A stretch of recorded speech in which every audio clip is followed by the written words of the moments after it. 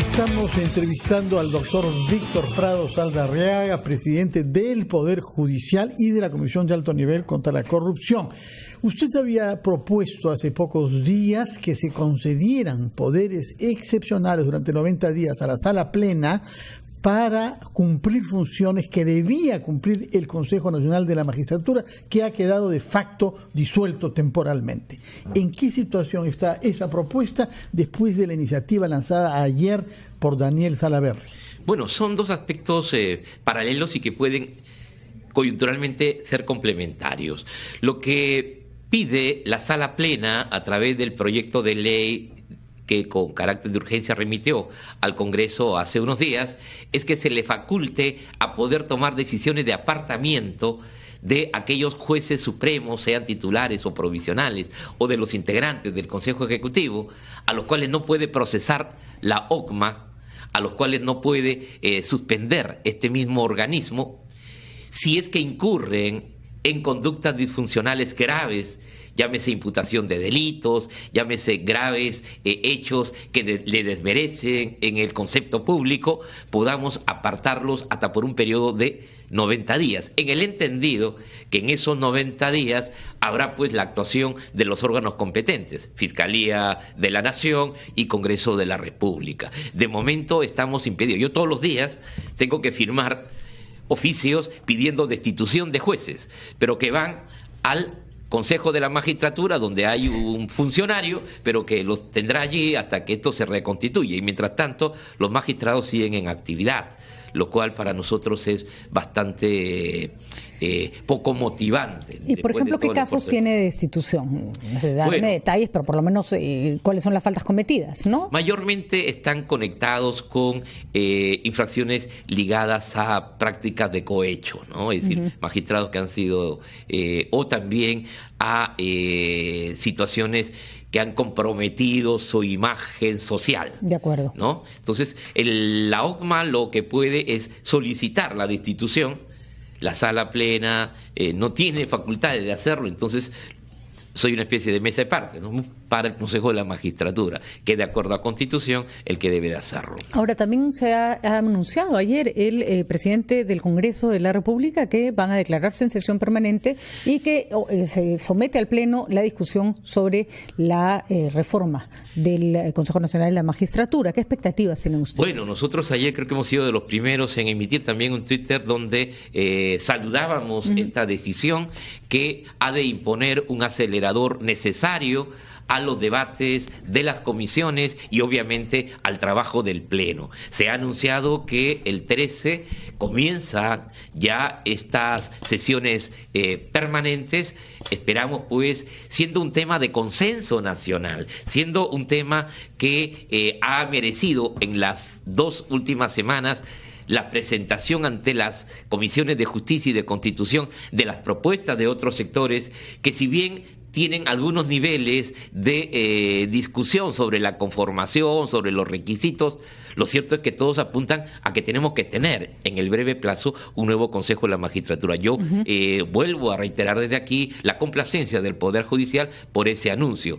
Ahora, contestando lo anterior, de hecho, si este proceso concluye con la aceptación. De hecho, todavía falta elegir a los nuevos consejeros, ¿no? O sea, el proceso tiene todavía para un espacio, pero lo importante es tener el marco legal ya apropiado. ¿Y la fórmula presentada en la propuesta del presidente Vizcarra, finalmente, les parece la adecuada?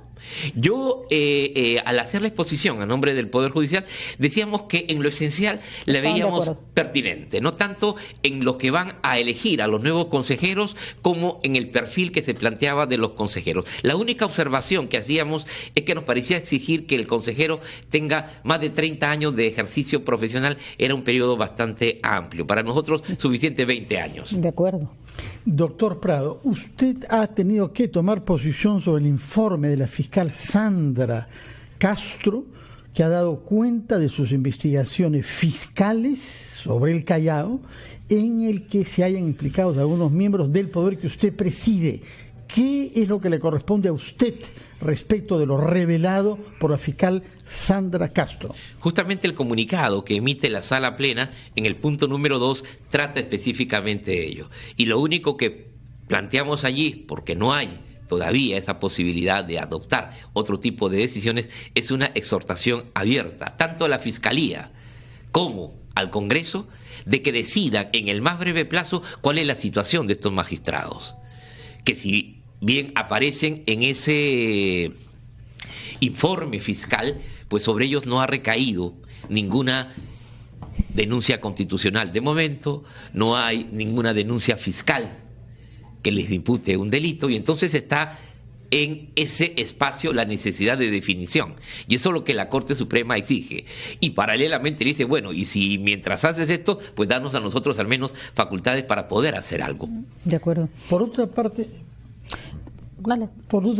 usted asume en su condición de presidente de la Corte Suprema la función de presidente de la Comisión de Alto Nivel contra la Corrupción. Y eso va un poco más allá de los meros procedimientos judiciales. Y ayer creo que le tocó presidir la primera sesión de este órgano.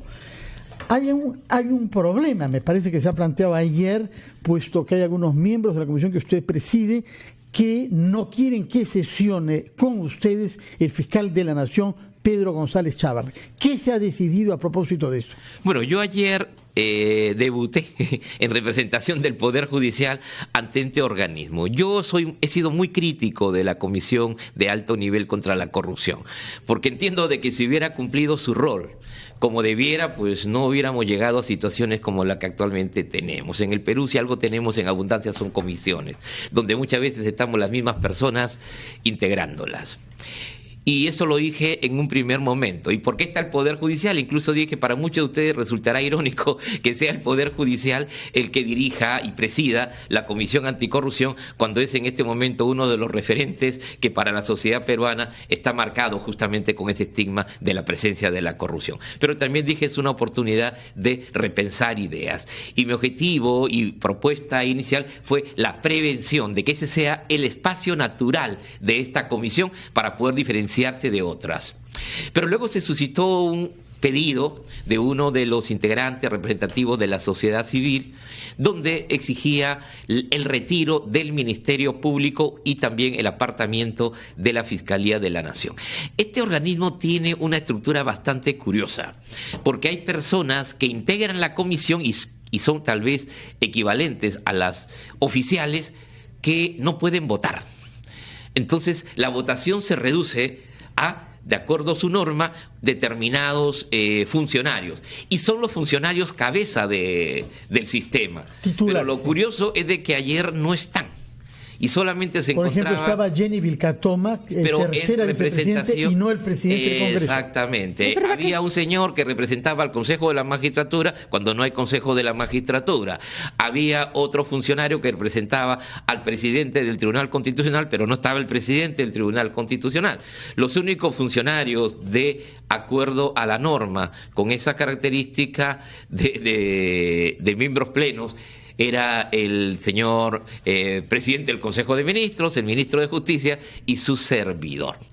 Y en ese contexto se planteó una propuesta que obviamente requería tener un espacio de forma, fundamentalmente, ¿no? Que ayer un poco ya en la lógica de los debates, pues no se perfilaba como muy consolidada. De allí que lo que optamos es suspender la sesión para que este lunes... ¿Qué era lo que se proponía para lo cual no lograban la fórmula? Porque se señalaba que debía de establecerse una especie de recomendación, un comunicado, una exhortación. Pidiendo la salida del señor Chávarri. Exactamente. Que era lo que planteaba uno de los organismos, que ya tiene un manifiesto. ¿Y qué pasó con la señora Vilcatoma en esa propuesta? Bueno, ella aludía al marco normativo, es decir, discutía las funciones de la CAN para poder adoptar ese tipo de decisiones. O sea, no quiso que la CAN se pronunciara en ese sentido. Cuestionaba sobre todo la legitimidad de la operación. Entonces creo que este tipo de situaciones requiere un informe o una evaluación normativa, ¿no? Yo la primera vez que estoy en este organismo, pero ayer he visto línea de poco consenso, ¿no? Poco consenso, que obviamente para lo que yo tenía como proyección, veo que va a ser algo difícil. ¿Fue la única, la señora Vilca Toma, la que se manifestó en el sentido de que ustedes no tenían facultades para emitir un comunicado de esa naturaleza? Fundamentalmente ella. Bueno, lo interesante es que teníamos un representante del Ministerio Público. Y entonces la discusión era si lo que se pedía era la separación del Ministerio Público como integrante legal de la CAN o la exclusión del presencia del fiscal de la Nación actual. Y había otro sector que decía, bueno, pero es que el Ministerio Público lo representa el fiscal de la Nación. O sea, que se va a sentar en esa organización el fiscal es lo que Chávarri. El otro sector obviamente cuestiona. Pero la pregunta es, ¿él puede delegar en terceros esa posición?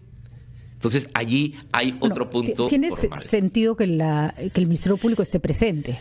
¿no? Yo creo que pero un lo que no tiene sentido... que tiene política de integridad donde no esté el Ministerio Público es algo que no está completo. ¿no? Pero el Ministerio Público no es el señor Chávarri, es más grande, es más importante y más... ¿no? Es una institución que va más allá del señor Chávarri. Indudablemente, ¿no? Y por ende el tema es, en concreto, pues la posición de esta persona. ¿Qué opina, para terminar, el señor Chávarri cada vez parece más impedido de asumir funciones que tiene que asumir el fiscal de la Nación? Tiene que delegar investigaciones, no puede estar sentado en un organismo como este, facilita, empeora el trabajo. Ojo, que cada vez más fiscales se pronuncian pidiendo la separación mientras duren las investigaciones. Sí, yo creo, y ayer era un poco mi situación, yo represento al Poder Judicial.